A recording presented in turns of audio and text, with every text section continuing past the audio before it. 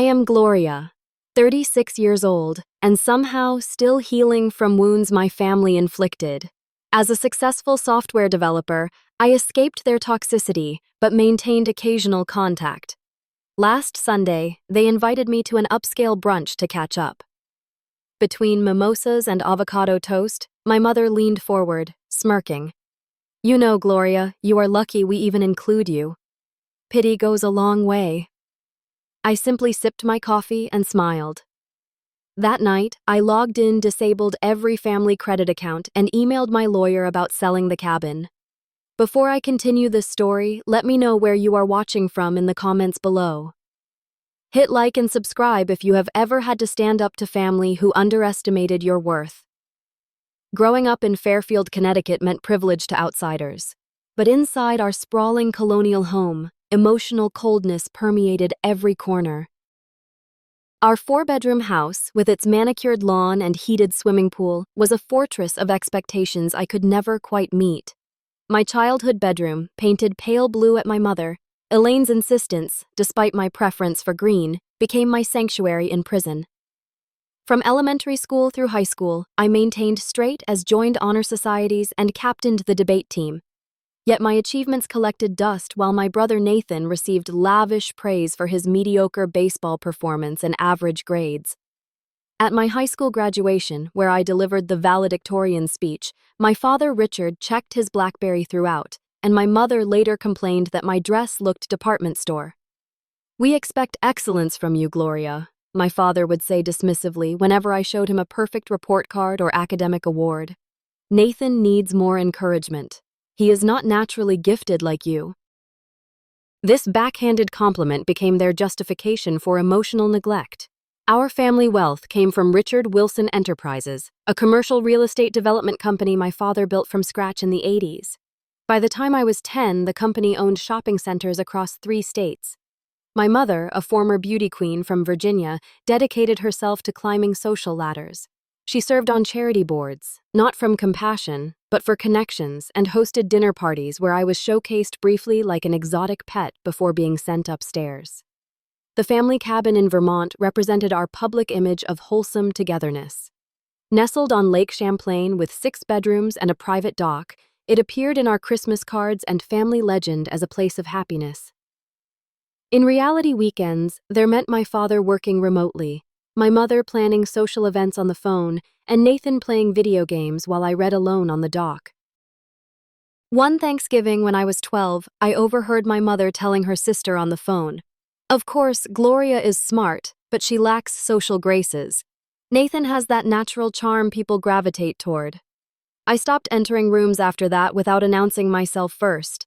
When I received a full scholarship to MIT for computer science, my parents seemed almost disappointed.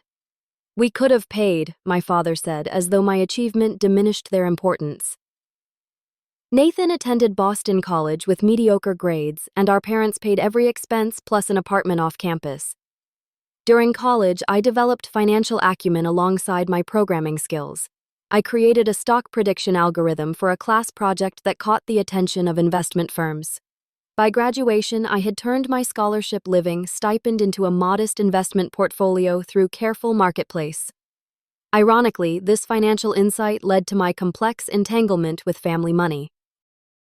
After Nathan lost $40,000 in a single weekend trading penny stocks without research, my father asked me to keep an eye on things. This vague request devolved into me becoming the unofficial family financial advisor by my late 20s. I established trusts, managed investment accounts, optimized their tax strategies, and digitized their entire financial infrastructure.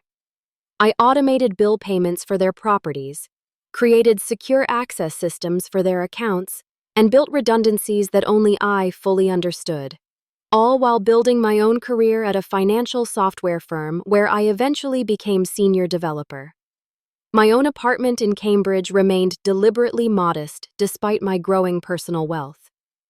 A 2-bedroom condo with industrial-style furnishings and walls lined with books became my true home. There, friends like Sophia and Jordan, who knew my real self, would gather for wine nights and honest conversations. In this chosen family, I found genuine connections my biological family never provided. Yet I maintained contact with my parents and brother out of some stubborn hope that eventually they would see me. Really see me. Each birthday dinner, holiday gathering, and family event reopened wounds that never fully healed. I kept returning, managing their money, offering expertise they simultaneously relied on and dismissed. Gloria has her little computer job. My mother would tell her friends at charity galas where I occasionally appeared. We are so proud she found something that suits her analytical mind. She would pat my hand while delivering these diminishing comments, making any objections seem oversensitive. My father maintained emotional distance through work obsession. His rare direct communications came through texts asking for financial guidance or help with technological issues. Nathan, following the path cleared for him, joined our father in business despite lacking aptitude. His position as Vice President of Development existed in title only while junior employees handled his responsibilities. The irony never escaped me that despite being treated as insignificant, I controlled the digital infrastructure of their financial lives. Every password, every account access point, every automatic payment flowed through systems I created and maintained. They required my expertise while pretending it was trivial. This contradiction created an unsustainable tension that had been building for years before that fateful brunch. The invitation came through text message on a Wednesday afternoon while I was debugging code at work. Family brunch, Sunday at Maison Bleu, 11:00 a.m. Your presence expected. No, please. No. My mother always communicated in imperatives when it came to family appearances. What she did not know was that I had recently discovered concerning transactions while performing routine maintenance on the family accounts. Nathan had withdrawn increasing amounts from his trust fund, with nearly $80,000 disappearing over 2 months. The transactions originated from ATMs near Mohegan Sun Casino in Connecticut. I had quietly investigated, discovering he had opened secret credit cards with astronomical balances. His gambling addiction explained his recent jittery behavior and constant requests for temporary loans from our parents. They remained oblivious, attributing his cash request to his recent divorce settlement with his ex-wife, Vanessa. This discovery put me in an uncomfortable position.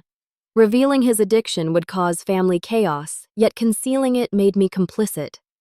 Additionally, my parents had recently decided to renovate the Vermont cabin without consulting me, despite my part ownership inherited from my grandmother. The renovation plans eliminated the library she had specifically designated for me in her will. These tensions simmered as I reluctantly agreed to brunch. Saturday night before the meeting, I prepared myself meticulously. I selected a charcoal gray sheath dress, conservative yet expensive enough to withstand my mother's scrutiny. I rehearsed neutral topics of conversation and set mental boundaries about what information I would share about my personal life. Sunday morning arrived with spring sunshine that belied my internal weather. I drove my modest Audi to Maison Bleu, an overpriced French bistro. My mother selected for its visibility among her social circle. The restaurant occupied prime real estate in Boston's Back Bay, with expansive windows allowing patrons to see and be seen. I arrived precisely on time to find my family already seated. My father looked distinguished in his tailored navy suit, silver hair, perfectly coiffed. My mother wore her signature pearls with an ivory linen dress, her blonde highlights freshly done. Nathan appeared haggarded despite his expensive clothes, with shadows under his eyes and a slight tremor in his hands as he checked his phone constantly. "Gloria, darling, 15 minutes early is on time," my mother said as I sat down. Though I was exactly on time, this passive-aggressive greeting set the tone. The waiter approached immediately. "Welcome to Maison Bleu. May I start you with beverages, mimosas for the table?" My father declared without consultation. "Gloria will have coffee. Black. She avoids alcohol because of her migraines." This was untrue. I avoided alcohol around them because I needed full faculties to navigate their dynamics. "Actually, I will have a sparkling water with lemon and coffee," I corrected quietly. My mother sighed dramatically. Always the difficult one. Around us, other families engaged in genuine conversation. A father at the next table listened attentively to his teenage daughter. An elderly couple held hands across their table. These glimpses of authentic connection highlighted the performative nature of our gathering. The waiter returned with drinks, taking our breakfast orders. My mother criticized my choice of avocado toast as predictable while praising Nathan for selecting steak and eggs despite his obvious hangover. "How is the programming job?" my father asked, glancing at his watch. "Software development?" I corrected gently. "My team just launched a new financial security platform that has been acquired by 3 major banks." "How nice," my mother interrupted. "Nathan just closed the Westfield development deal. $40 million. Nathan shifted uncomfortably. I knew from my access to the company accounts that the Westfield deal had fallen through weeks ago. Another lie maintained for appearances.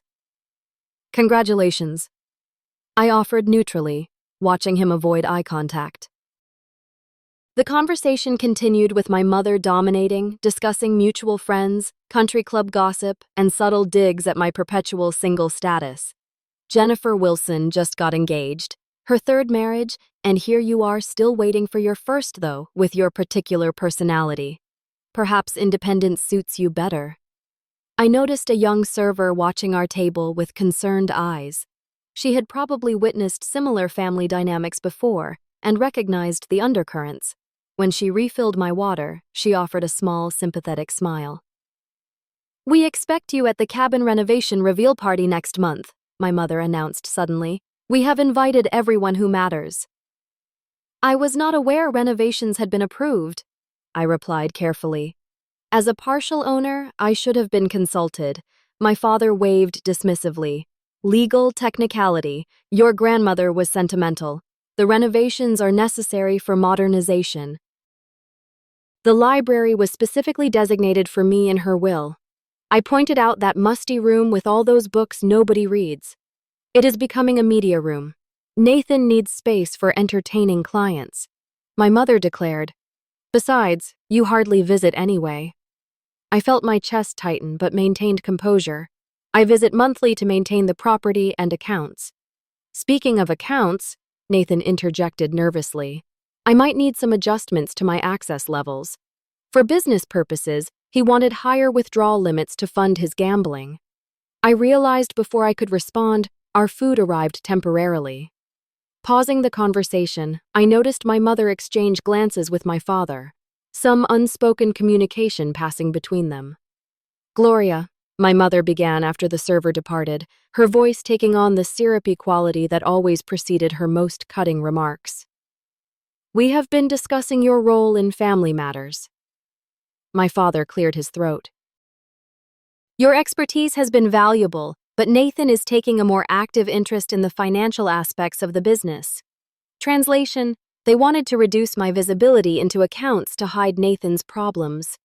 "I see," I replied, cutting my avocado toast into precise triangles. "That would require significant transitions. The systems are complex. You always complicate things, my mother." "Nathan has a financial advisor from Goldman Sachs now. Much more professional arrangement." I knew this was a lie. No professional would approve Nathan's current financial behavior. The brunch continued with mounting tension, leading inexorably toward the moment that would finally break my long-suffering patience. The pivotal moment arrived as our plates were cleared. A family with young children was seated nearby, their genuine affection for each other painfully apparent.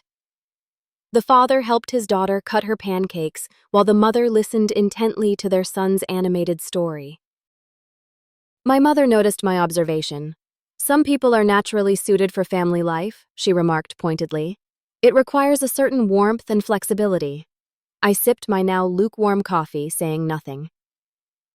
"We are meeting with the interior designer for the cabin renovations on Tuesday." My father announced, checking emails on his phone. "The contractor estimates completion by July. I would prefer if my designated space remained intact," I said quietly but firmly. "Grandmother Elise specifically wanted me to have that library."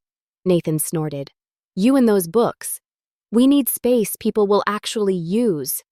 I use it, I countered. I work remotely from there when maintaining the family accounts. About those accounts, my mother interjected. We feel it would be best if you transferred everything to Nathan's new financial team. It is inappropriate for you to have such access to family matters when you are so removed from our daily lives. The insinuation was clear. After years of managing their financial affairs without compensation or appreciation, I was being pushed aside because I might discover Nathan's gambling problem or object to their renovation plans. Is my involvement in family finances causing problems? I asked directly. My father finally looked up from his phone. We simply think clearer boundaries would benefit everyone. Your technical skills were useful during the digital transition. But professional management makes more sense now. Professional management. I repeated through Nathan's connection. My brother shifted uncomfortably. My guy is top tier. Harvard Business School. A blatant lie. I maintained my composure, though internally my thoughts raced. They wanted to remove my access because I knew too much, not because they had better options. Well, I said carefully, transferring the systems would require significant documentation. The security protocols are intricate. You always make everything so complicated, my mother sighed dramatically. This is exactly why family gatherings are so tense. Your constant need to assert control. I do not need to assert control, I replied. I designed the systems you all rely on. Transitioning requires proper procedures. My mother placed her napkin on the table and delivered the line that would change everything. Leaning forward with a smirk playing at her lips, she said, "You know, Gloria, you are lucky we even include you in family matters at all. Pity goes a long way. Most people would have given up trying to integrate someone so difficult." The restaurant seemed to fall silent around us, though objectively the ambient noise continued. My father continued scrolling on his phone, tacitly approving her statement through his silence. Nathan gave an uncomfortable laugh, glancing around as if concerned someone might have overheard. In that moment, memories cascaded through my mind. My 8th birthday when they forgot to invite my friends. High school graduation when my achievements were minimized. College move-in day when they dropped me off early to attend Nathan's baseball game. Year after year of subtle and overt messages that I was an obligation, not a beloved family member.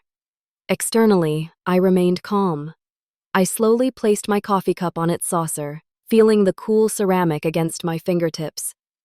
I straightened my napkin precisely on my lap. When I finally looked up, I smiled. "Thank you for your honesty, Mother," I said, my voice steady. Despite the earthquake happening within me, she seemed momentarily disoriented by my calm response. She had expected tears or anger or defensive arguments. My composed acknowledgement left her without a follow-up script. "Well," she finally said, "I am simply being truthful. Family harmony requires accepting one's place." "Indeed it does," I agreed, maintaining eye contact until she looked away first. The remainder of brunch proceeded with tense small talk. My father discussed stock market trends without recognizing the irony that his knowledge came from reports I had prepared. Nathan checked his phone repeatedly, likely monitoring sports betting odds. My mother commented on the attire of other patrons, finding flaws in everyone. I observed them as if from a great distance. The subtle family dynamics were so clear now. My father using work to avoid emotional engagement, my mother weaponizing social expectations to maintain control. Nathan enabled and coddled until he became entitled and irresponsible. And me, the competent one, simultaneously relied upon and diminished. The couple at the next table paid their bill and departed, the husband helping his wife with her coat in a gesture of genuine care. The contrast with my own family was stark and painful. What would it be like to be valued simply for existing, not for what services I could provide? When the check arrived, my father handed over his platinum card without glancing at the total. This card was connected to accounts I had established and maintained. The irony was not lost on me. "We expect you Tuesday for the design meeting," my mother stated as we prepared to leave. Not a request, but a command. I will check my schedule, I replied non-committally. Your work can surely spare you for family priorities, she pressed. I smiled again, the decision crystallizing within me. Family priorities? Yes, those are important to consider. We exited the restaurant together, maintaining the appearance of a unified family. My father immediately took a business call. My mother, kissed my cheek without making contact. Nathan asked if he could borrow $5,000 until Friday, confirming my suspicions about his gambling debts. I will see what I can do, I replied, knowing already what my answer would be. As I walked to my car alone, the spring sunshine felt different somehow. The weight I had carried for decades pressed down unbearably, but beneath it, a small seed of resolve had taken root. My mother's cruel words echoed, but now they felt like permission rather than punishment. If pity was the only reason for my inclusion, then perhaps it was time to remove myself from the equation entirely. And in doing so, I would finally establish the boundaries I had failed to create for 35 years. The 20-minute drive from Maison Bleu to my Cambridge apartment passed in a blur. Once inside my home, I methodically hung up my coat, placed my keys in their designated bowl, and walked to my home office. Only then, surrounded by my books and achievements, did I allow the emotional dam to break. Tears came silently at first, then in heaving sobs that bent me forward in my ergonomic desk chair. You are lucky we even include you. The words replayed in an endless loop. 35 years of seeking approval from people constitutionally incapable of giving it. Decades of managing their financial affairs while being treated as an inconvenient obligation. After 15 minutes of raw emotional release, I straightened up, wiped my face, and opened my laptop. Grief would have its time, but first I needed information and a plan. I logged into the family financial dashboard I had created. The interface showed interconnected accounts, properties, investments, and credit lines. The Wilson family financial empire in digital form, all accessible through authentication protocols I had designed. My father had insisted on convenience over complexity, resulting in a system where one administrator could control everything through master access. That administrator was me. I began systematically documenting everything: account numbers, access credentials, transaction histories, property deeds, investment portfolios, credit lines, insurance policies, trust fund structures, tax filings. I created secure offline backups of all data, knowing that evidence might be necessary later. The picture that emerged confirmed what I already knew, but had ignored. Nathan had withdrawn over $200,000 in the past year from various accounts, most in cash transactions near casinos. My parents had spent nearly $1 million on luxury expenses while complaining about charitable donations I had automated from their accounts. The Vermont cabin renovations had been contracted for $800,000 without proper permits or notification to me as partial owner. The library my grandmother had legally designated for me was scheduled for demolition next week. I opened a secure document and began outlining my options. As I cataloged the financial systems, I controlled the legal rights I possessed and the leverage available to me. A plan formed with crystalline clarity. For once, the very qualities my family dismissed as difficult would serve me well. My attention to detail, my technical knowledge, and my methodical approach to problem solving. First, I would need legal counsel. I contacted Jordan, my closest friend, who happened to be a corporate attorney. I need a referral for someone specializing in family financial disputes and property rights, I explained after briefly summarizing the situation. Vanessa Hargrove Jordan replied without hesitation. She handled my sister's complex divorce. Brilliant, ethical, and absolutely fearless. I will text you her contact information. Next, I made a comprehensive list of all family accounts requiring immediate attention. 1. 4 primary credit cards used by my parents. 2. 3 credit cards used exclusively by Nathan. 3. 2 joint checking accounts. 4. The main family investment portfolio. 5. property management accounts for 5 properties including the Vermont cabin. 6. Automatic bill payment systems for all properties. 7. Tax preparation access accounts. 8. Trust fund management interfaces. For each, I noted my legal relationship access level and potential actions. As the designated administrator, I had the right to suspend access pending security reviews, a provision my father had approved without reading the fine print years ago. I reviewed my grandmother Elisa's will regarding the Vermont property. The document clearly stated, "The library at the Lake Champlain property is bequeathed specifically to my granddaughter Gloria Wilson for her lifetime use to remain intact as a place of learning and reflection." The planned renovation directly violated this legally binding provision. By 9:00 p.m., my emotions had stabilized and my plan had solidified. I would not act from anger, though anger was justified. I would not seek revenge, though the opportunity presented itself. Instead, I would simply stop protecting them from the consequences of their actions while asserting my own legal rights. I prepared a simple meal of pasta and salad, eating mechanically while reviewing potential outcomes. My family would be angry. They would threaten and cajole. They might even temporarily seem remorseful, but decades of patterns predicted they would never genuinely acknowledge their behavior or truly change. After dinner, I called Vanessa Hargrove's office and left a detailed message. Then I wrote emails to my supervisor requesting 2 personal days and to my therapist asking for an emergency session. Self-care would be essential during this transition. At precisely 11 p.m., I began executing the first phase of my plan. I logged into the master financial dashboard with my administrator credentials. First, I disabled automatic payments on all family credit cards, leaving them active but removing the safety net that prevented late fees.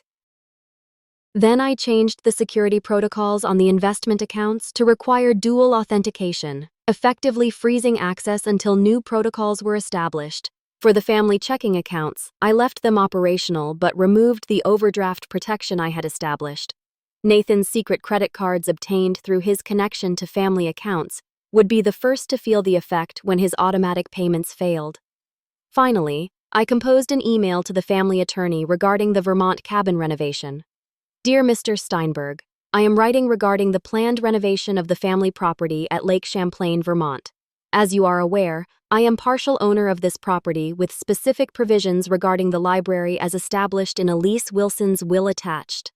I have not approved the current renovation plans, which include demolition of this space. Please advise the contractors that work must cease immediately pending legal review. I have copied the relevant county permitting office to ensure compliance. I have retained separate counsel in this matter. Please direct future communications to Vanessa Hargrove at Hamilton Legal Partners. Regards, Gloria Wilson. I sent the email with supporting documentation attached, copying the contractor's permitting office and Vanessa Hargrove's office. As midnight approached, I completed the final step. I composed a brief, factual email to my parents and brother. I am stepping back from management of family financial affairs effective immediately. Security protocols have been updated to protect accounts during this transition. I have also addressed the legal issues regarding the Vermont property renovation through appropriate channels. I will be unavailable for direct communication for the foreseeable future as I reassess my relationship with this family. Gloria. I clicked send, then systematically logged out of all accounts. I turned off my phone knowing the notifications would begin soon. For the first time in years, I felt the weight of family obligation lift from my shoulders. In its place was not vindication or triumph, but something quieter and more profound. The beginning of freedom. The next morning, I awakened before my alarm, feeling strangely lighter. Despite the confrontation looming ahead, I performed my usual routine with deliberate mindfulness, treating each action as a small act of self-care. Brewing coffee, stretching, 5 minutes of meditation, simple acts that grounded me in my own life rather than in family drama. At 8 a.m., I powered on my phone to find 17 missed calls, 23 text messages, and 9 voicemails. I ignored them all, instead calling Vanessa Hargrove's office. Her assistant had already scheduled an emergency consultation for 9:30. I will need all documentation regarding property ownership, financial systems, access agreements, and any written communications about the renovation, the assistant advised. Already compiled. I assured her, having spent the early morning hours organizing digital files. Before leaving for the appointment, I took additional security measures. I changed all my personal passwords, removed family members from my emergency contacts, and activated enhanced security on my personal accounts. I also withdrew $4,000 in cash from my personal savings, knowing that financial warfare might escalate quickly. Vanessa Hargrove's office occupied the 14th floor of a sleek downtown building.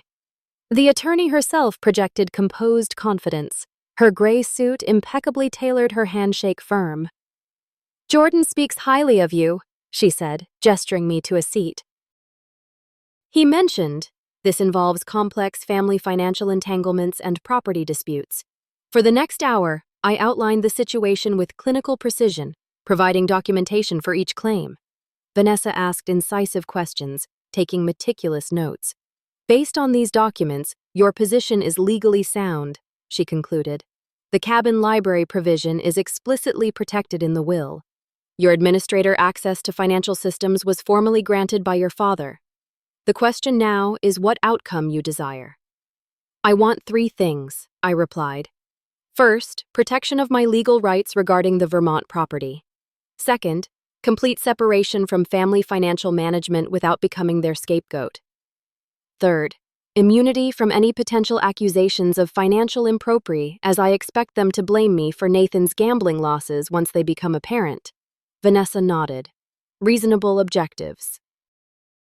I recommend immediate legal notices regarding the property renovation, formal documentation of your resignation as financial administrator with a comprehensive accounting of the current state of affairs, and preemptive documentation regarding Nathan's unauthorized withdrawals to protect you from false accusations."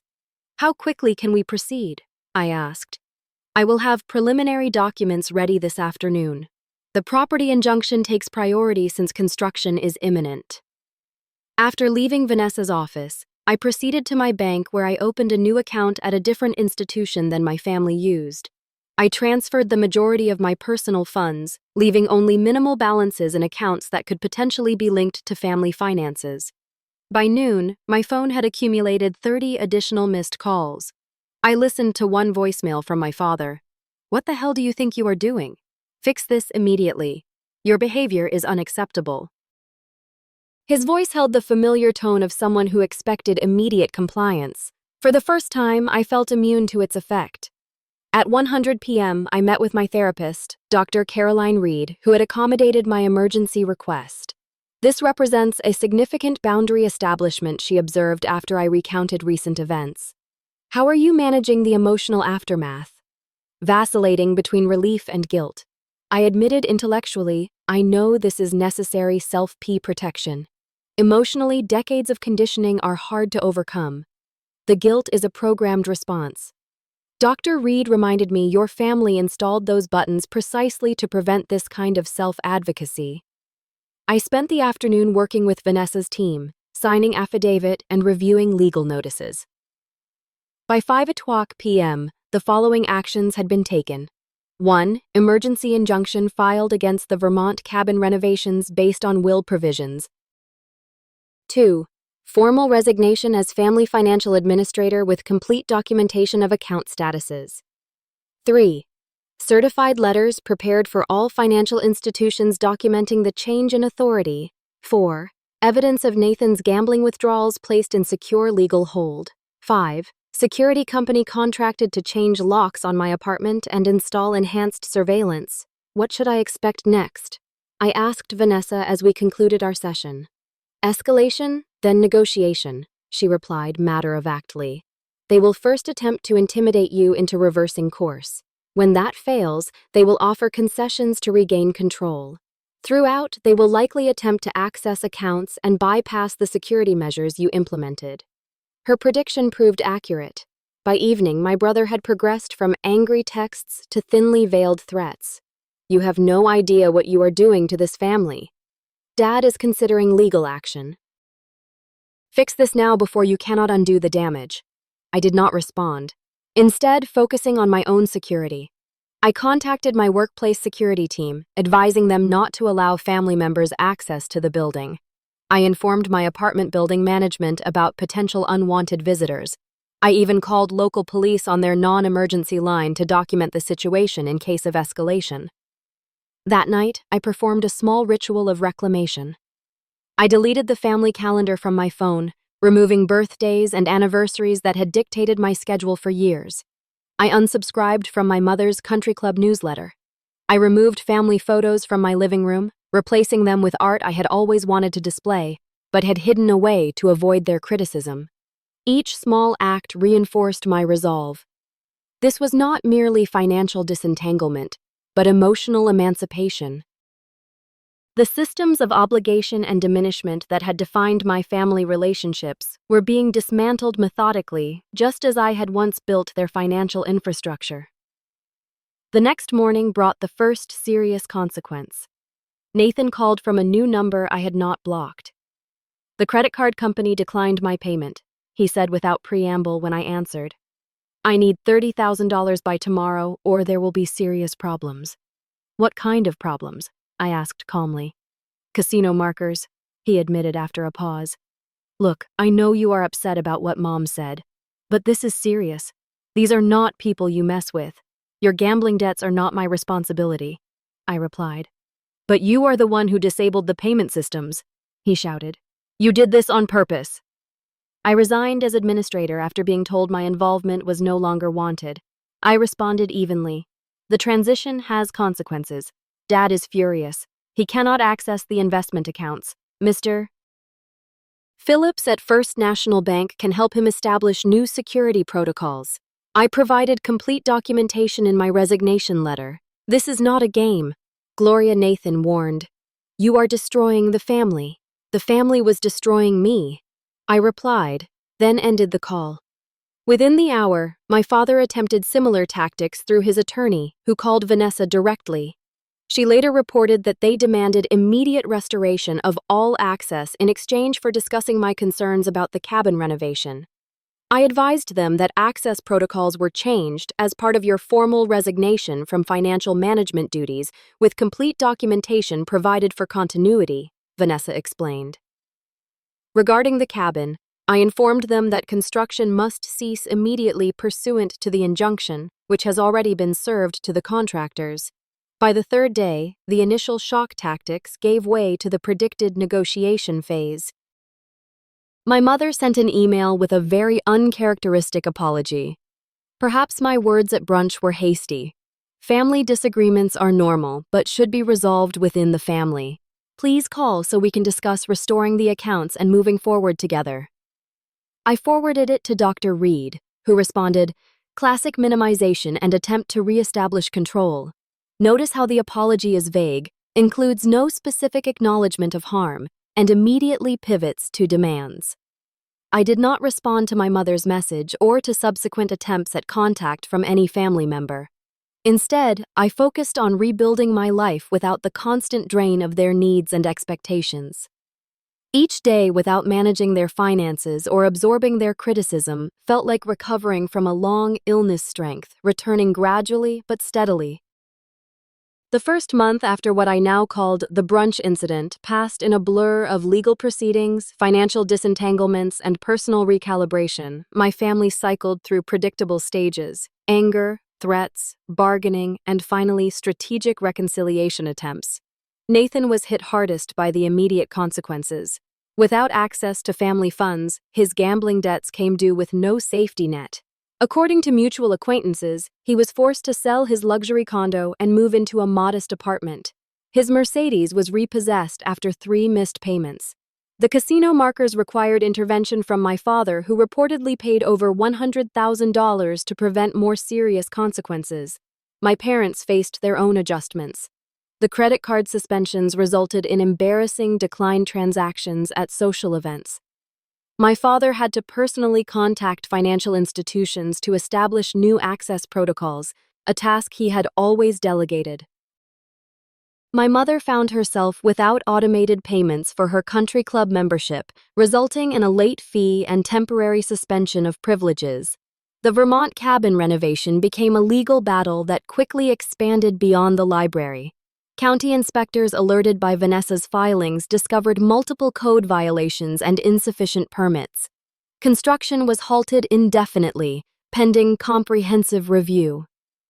My parents faced potential fines for proceeding without proper approvals.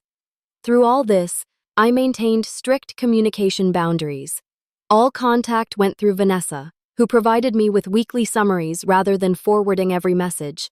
I changed my personal email and phone number, sharing the new contact information only with trusted friends and colleagues. My professional life flourished in the absence of family demands. Freed from constant interruptions for tech support and financial management, I completed a major project ahead of schedule, earning recognition from senior management.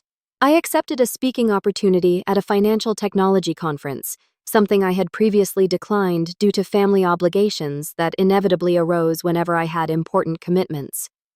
Sophia and Jordan formed a protective circle around me, vetting invitations and providing sanctuary when memories became overwhelming. Other friends I had neglected while prioritizing family needs reconnected, surprised and pleased by my newfound availability. "You seem different, my friend," Alexis commented during a dinner 6 weeks after the brunch. "More present somehow. I am learning to exist without constant vigilance," I explained. Without anticipating criticism or demands, around the 2-month mark, my brother escalated his attempts to reach me. He appeared at my workplace, but security had been briefed and denied him entry. He left handwritten notes at my old apartment, which the property manager forwarded to me. The messages grew increasingly desperate as his financial situation deteriorated. "Please help me. I know I have a problem. I need your expertise to fix this mess." One note read for the first time. He acknowledged his gambling addiction, though primarily as leverage to regain my assistance. My parents adopted different strategies. My father attempted to use business connections to pressure me, having colleagues casually mentioned family concerns during professional interactions. My mother spread strategic misinformation among her social circle, portraying herself as the worried parent of a daughter having a breakdown. "We are giving her space during this difficult time," she told mutual acquaintances, recasting my boundary enforcement as mental instability. 3 months after the brunch, I received an unexpected communication. The Vermont town clerk contacted me directly about the cabin property. "We have received inquiries about selling the property," she explained. "As co-registered owner, your signature would be required. I wanted to confirm you were aware of these discussions." This was the first I had heard of selling the cabin. Apparently facing renovation complications and unable to use the property as planned, my parents were attempting to liquidate the asset without involving me directly.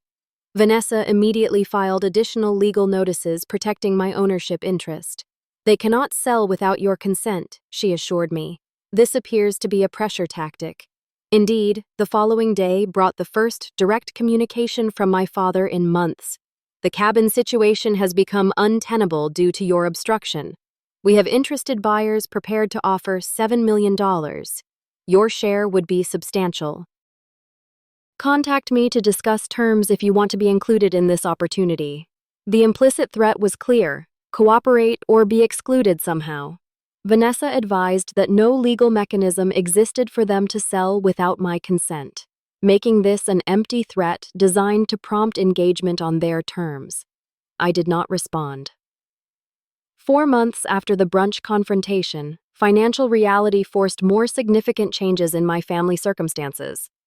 Nathan, now attending Gamblers Anonymous, according to mutual friends, took a legitimate job at an insurance company far below his previous URSAT executive position. My father, facing investment losses without my management, downsized his company operations and sold one of their vacation properties in Florida. My mother resigned from 2 charity boards citing family priorities, but actually unable to maintain the expected donation levels. Throughout this period, I continued my own healing journey. Weekly therapy sessions helped me recognize and counter the ingrained beliefs about my worth and role. I established a regular meditation practice. I took a pottery class I had always been interested in, but had dismissed as impractical. I dated casually for the first time in years, no longer worried about family interrogations about potential partners.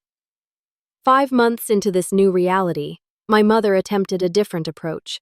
She appeared unannounced at a charity event I attended, calculating correctly that I would not create a scene in public.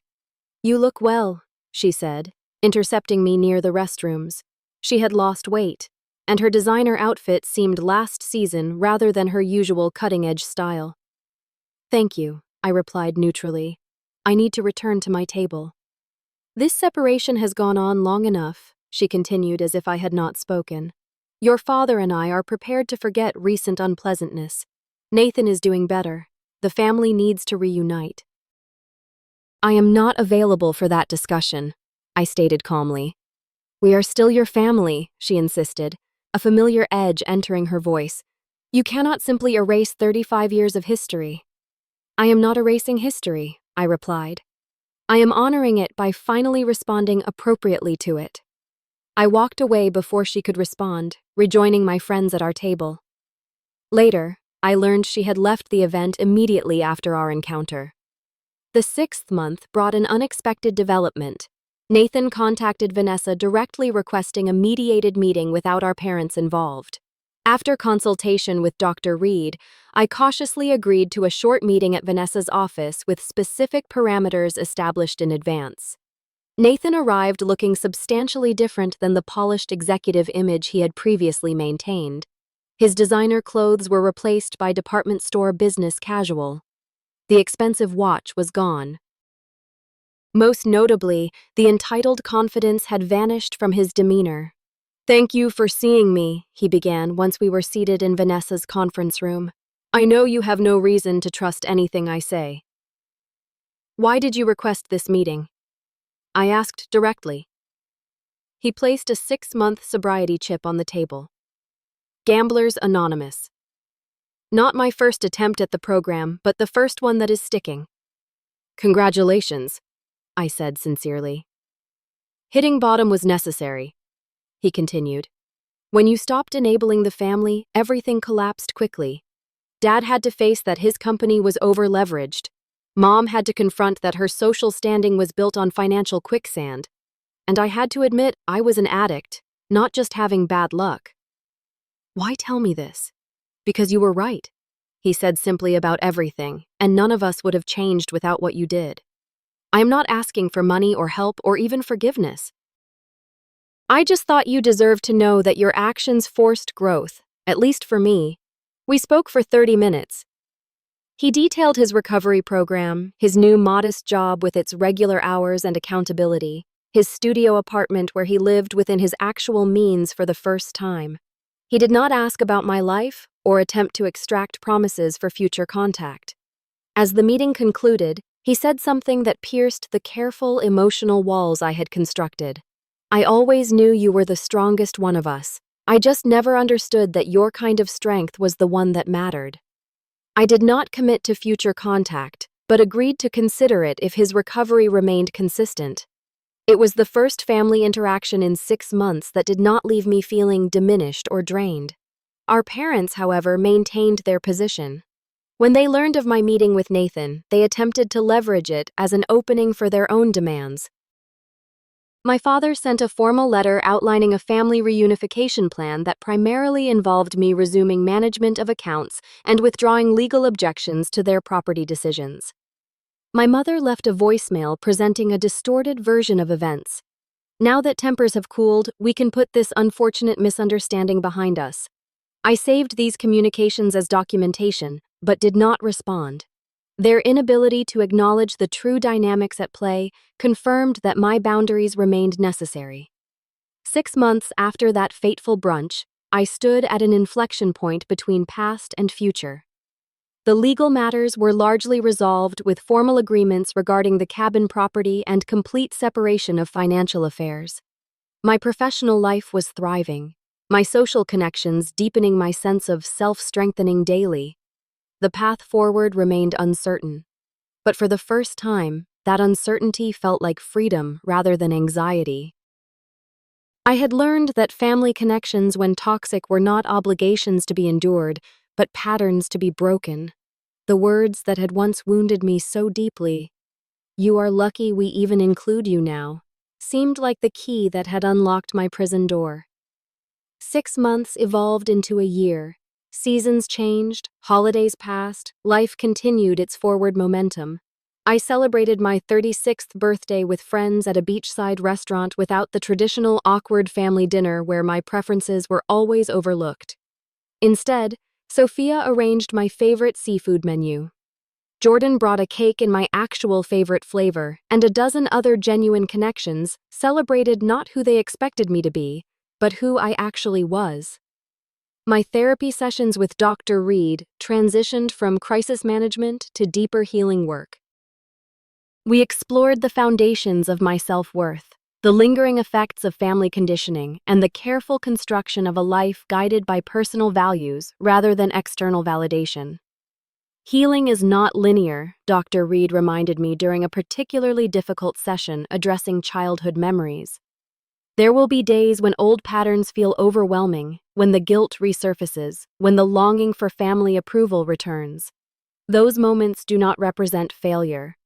The professional growth that began with freed attention and energy continued to flourish. I received a significant promotion to Director of Financial Security Systems, leading a team developing next-generation protection protocols. The irony that my family had dismissed these very skills while depending on them was not lost on me. Around the 14-month mark after the brunch incident, I encountered my father unexpectedly. A financial technology conference in Boston brought industry leaders together, including his company, which was presenting on commercial real estate innovation. We came face to face in the exhibition hall, both momentarily frozen in surprise. He had aged visibly.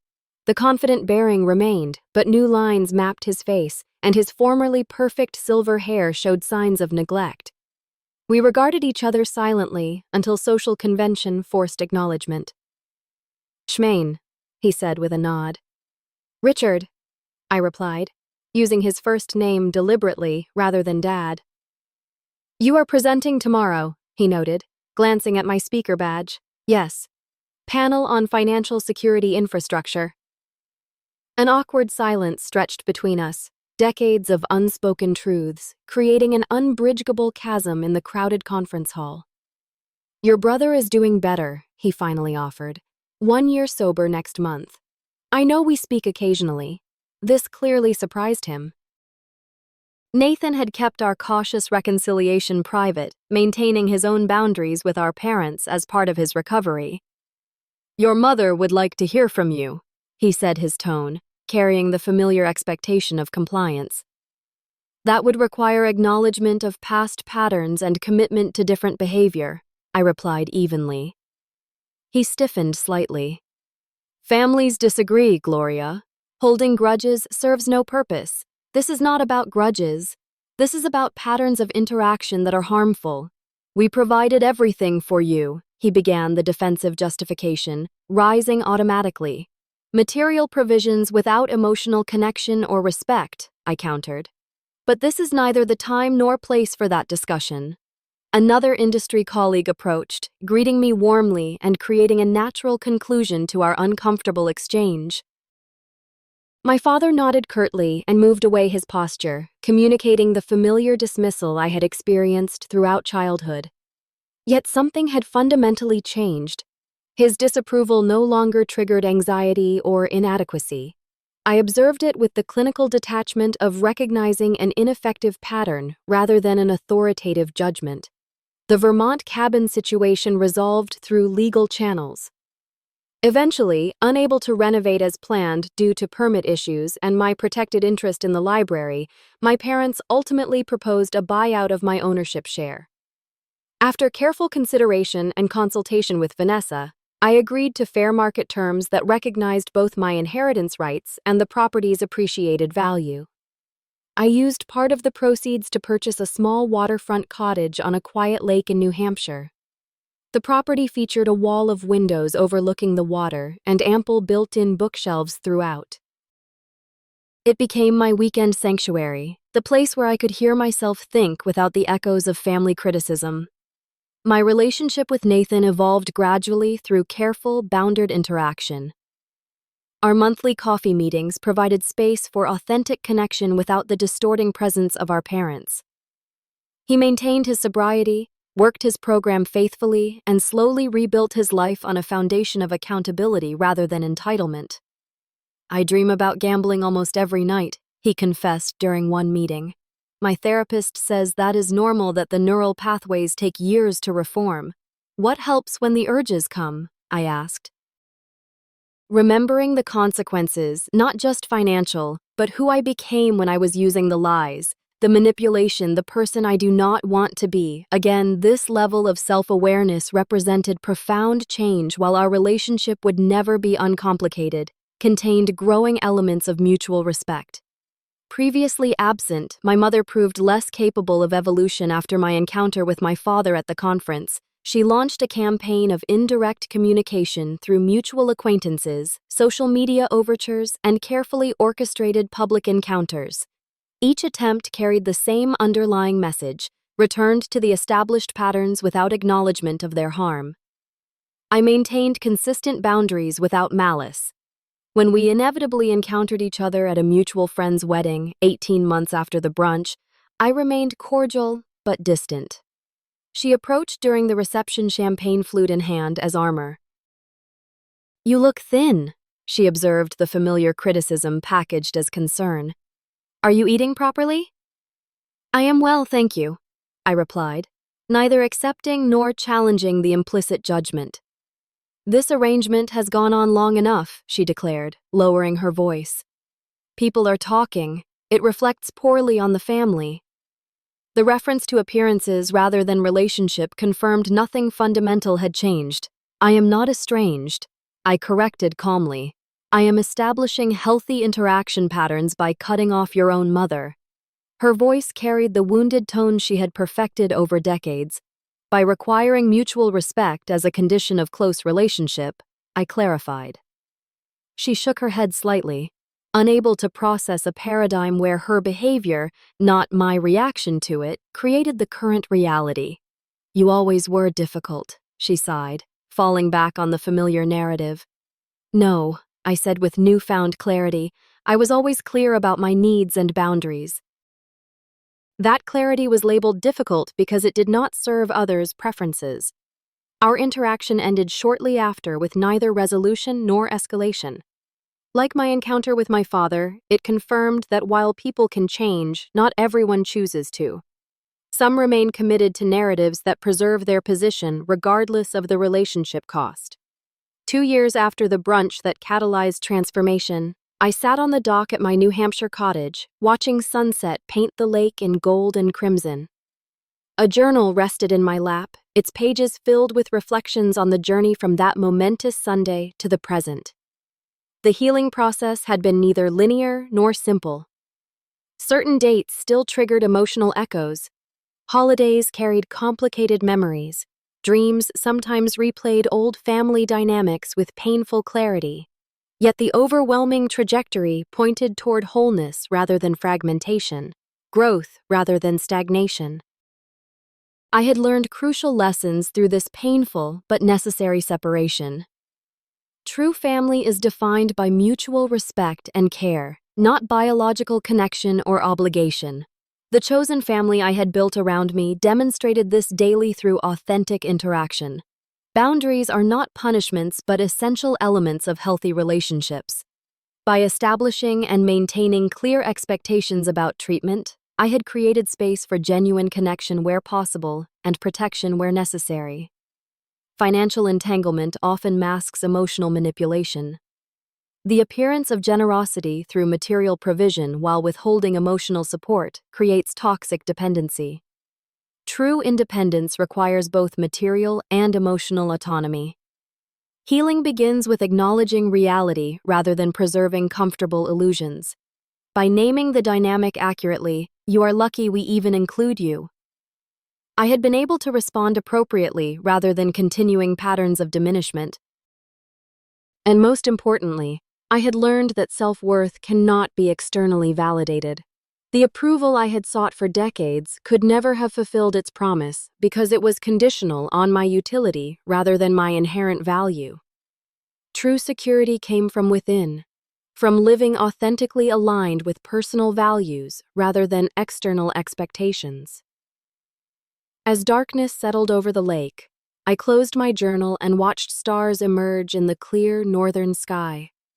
The future remained unwritten. Perhaps continued healing would eventually allow new forms of family relationship based on mutual respect rather than historical patterns. Perhaps some connections would remain necessarily distant for emotional health. Either outcome represented success rather than failure because both honored authentic needs rather than obligatory roles. The journey from that brunch table to this peaceful evening had been arduous but necessary. The words that once wounded me now seemed like the catalyst for liberation, the moment when denial could no longer sustain itself against obvious truth. In acknowledging that I was included out of pity, my mother had inadvertently released me from seeking inclusion on such harmful terms. Have you ever had to set boundaries with someone you loved, even when it was painful? Have you found your own voice after years of being diminished? The journey to self-worth is rarely easy, but always necessary. Share your story in the comments, and remember to like and subscribe if this resonated with you. Thank you for listening to my journey, and may you find the courage to honor your own truth, whatever that may require.